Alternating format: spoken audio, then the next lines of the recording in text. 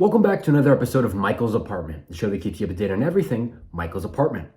I'm living with my parents right now, but it's a shared space, so it's fine. Our top story, I just had an ice cream cone like 10 minutes ago. It was so good.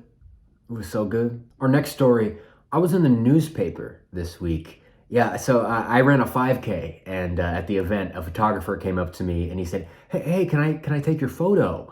And I assume he watches the show, and I said, "Sure, of course." Usually, I would want people to respect my privacy a bit more, but it's a public event, it's a good cause, and I assume me being there sort of brings a little bit more press. I'm outside now on this brisk fall evening. You can tell it's brisk because of the light jacket that I'm wearing. Usually it would be time for our activity segment, but this week I've been so studious in my reading that I haven't had time for anything else. So this week we're gonna have a books segment where I let you in on some of the books that I've been reading. This week I read Letter to My Daughter by Maya Angelou. It really got me thinking, if I had a daughter and I wrote her a letter, what would I say? Dear daughter, I hope this finds you well. It's me, your father, the one with the apartment show. I have a few tips for you that I think will help you along the way in life. Tip 1, don't be a communications major. It qualifies you for nothing. In fact, most college degrees don't qualify you for anything. Don't go to college. Instead, learn how to make cool stuff out of wood. You can sell them on Instagram or something. I think that would be a cool thing to do.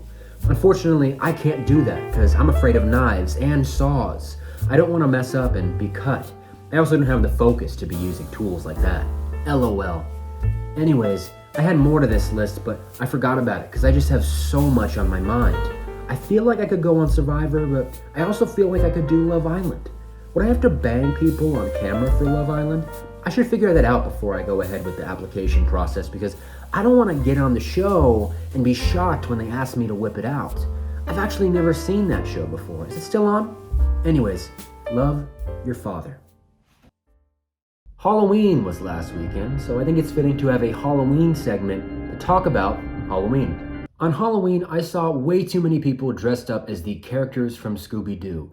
I can't stop thinking about this one couple that chose to do a couple's costume, and instead of being Fred and Fred's girlfriend, I can't think of her name, they chose to be Scooby and Shaggy.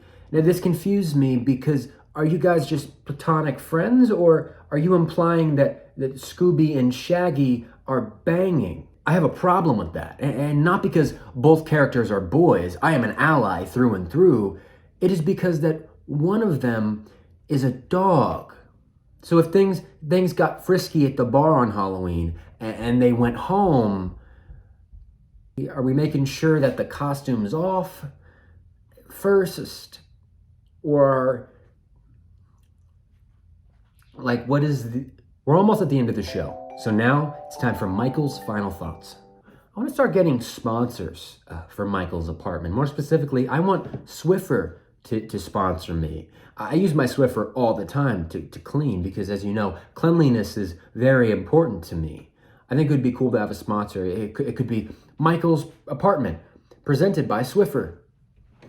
Or maybe I could have a cleaning segment that's presented by Swiffer. I just really want to be sponsored by Swiffer.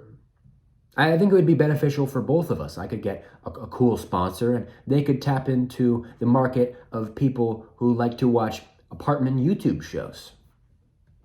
So Swiffer, if you're watching, feel free to reach out. That's all for today's show. Thank you so much for watching. We'll see you next time.